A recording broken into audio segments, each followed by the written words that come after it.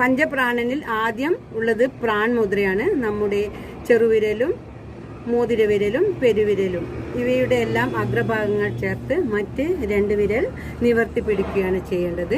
അതുപോലെ പ്രാൺ മുദ്ര കഴിഞ്ഞ അപാൻ മുദ്രയാണ്. ഇത് നമ്മുടെ മോതിരവിരലും നടുവിരലും പെരുവിരലും എന്റെയും എല്ലാം അഗ്രഭാഗങ്ങൾ ചേർത്ത് ഇങ്ങനെ പിടിക്കുക, അപാൻ മുദ്ര.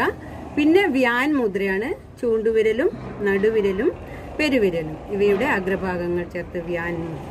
ഇതൊക്കെ പ്രാണമുദ്രകളാണ്, പഞ്ചപ്രാണ മുദ്രകളാണ്. അപ്പോൾ അത് കഴിഞ്ഞാൽ ഉദാൻ മുദ്രയാണിത്.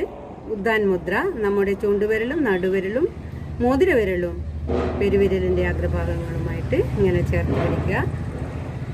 ഒടുവിലായിട്ട് സമാൻ മുദ്ര, അതായത് എല്ലാ വിരലുകളുടെയും അഗ്രഭാഗങ്ങൾ ഇങ്ങനെ ചേർത്ത് ഒരു മുകുള രൂപത്തിൽ പിടിക്കുക. ഇത് പഞ്ചപ്രാണനെ ഉദ്ദീപിപ്പിക്കാൻ കഴിവുള്ള